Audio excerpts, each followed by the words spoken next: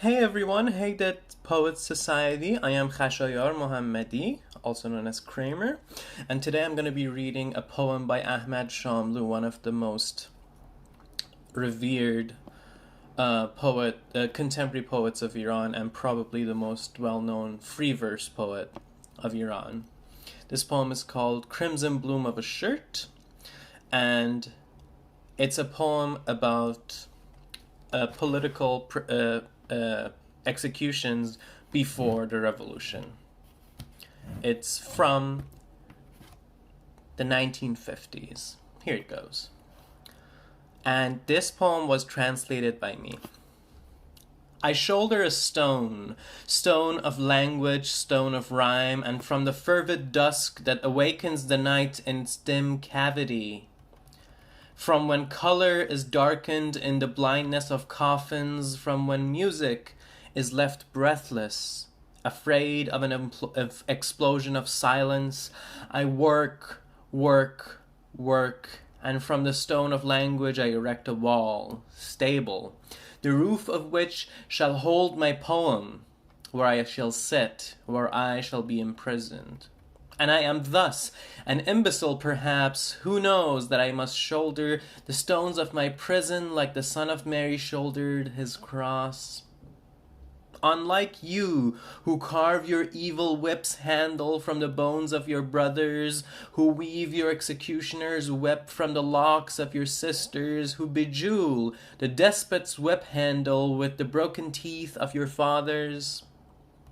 And I shoulder heavy stones of rhyme and imprison myself in poetry, like a portrait imprisoned in its frame, and there are many stupid portraits of an inexperienced human. Of years ago me, bewildered, holding my infant gaze in his eyes, and my elder self has placed his smile on his lips. And today my gaze upon him is regret upon sins, a portrait unfamiliar. And if he'd have forgotten his smile, and if his cheeks would have become cavernous from the pursuit of life, and if his forehead would have wrinkled from the passage of times chained with slavery, he would have become me. Me exactly. He'd have become me, shouldering the stones of my prison in silence, imprisoning my persevering soul in the four corners of a language whose silence explodes in the void of music, whose eyes seek blindly in the famine of color. He'd become me exactly. He'd become me, who has forgotten his smile, and now my cheeks, and now my forehead. And I am thus imprisoned in melodious walls of unspoken languages, and I am thus, I've trapped my portrait in its frame, my name in my poem, my foot in my wife's chains, my future in my child's existence, and my heart in your claw. Trapped in cooperating with you who feed your warm blood to soldiers in the fire squad, soldiers who tremble in the cold and whose gaze is idiocy solidified. You, who struggle to break down the dungeon walls of your present, you who rest the ivory vial of your skull on your elbow assured, you who taste your future mansion's illuminated landscape through a window of misery in the palette of the epic that is your struggle. You and me. You and me, and not those others who build daggers for their liver, prisons for their bodies, ropes for their necks, and not those other others who kindle your evil furnace using my garden as firewood, who crispen my executioner's bread in your children's ashes. And tomorrow, when I am buried in the fervent, bloodied soil, remove my portrait from the wall of my house. An imbecile's portrait that smiles in darkness, in failure, at chains, at hands. Tell him, unfamiliar portrait, what are you laughing at? And hang it once again, upside down, facing the wall. And I continue, with you and for you whom I love like this, and I'll shoulder stones to my future as before. Stone of language, stone of rhyme, to build a prison and stay imprisoned inside, prison of love, loving reeds, dogs, shepherds, loving anticipation and the raindrops, fingers tapping on the window, loving factories, fists, rifles, loving the imprint of the donkey with its orbiting ribs, with its mountainous pelvis and the river of whips with their red water.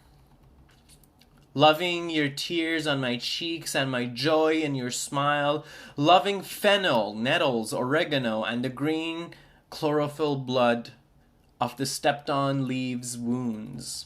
Loving the city's puberty and its love, loving the shadow of summer and holding the knees of unemployment in arms, loving paisley plumes only when used to dust shoes, loving war helmets only when used as wash basin, loving rice fields, feet, and leeches, loving old dogs and their beckoning glances in front of butcher shops, getting kicked and dying of thirsting hunger on the far-flung shores of bones.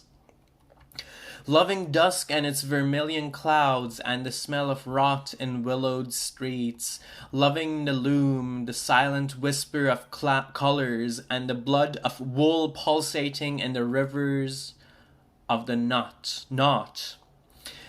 and the precious lives of fingers trampled under feet, loving autumn with the lead-colored skies, loving female passers-by, their homes, their loves, their guilt, loving grudges, daggers, and tomorrows, loving the velocity of the emptied barrels of thunder on the slanted cobblestones of the sky, loving the salty smell of seaside air, loving flying ducks, boat lanterns, and the emerald wave with its nocturnal eyes, loving the harvest and the sickles of murmur, loving other proclamations, loving the sheep carcass on the butcher's meat hook that remains unsold, decays, rots, loving the red carp in the porcelain tile pond, loving acceleration and reflection, loving people who die, melt, one by one, group by group, in multitudes, and sleep,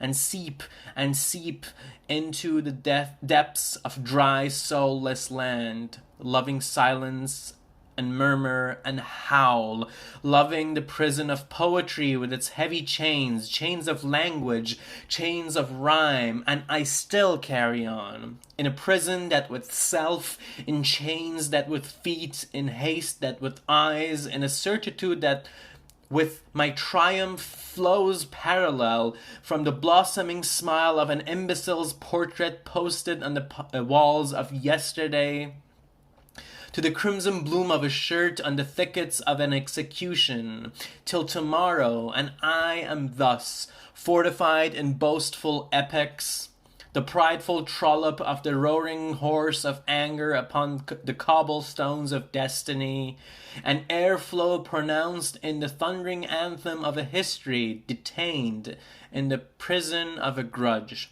and a flare on a vengeful dagger, and the crimson bloom of a shirt besides a future pathway for today's slaves.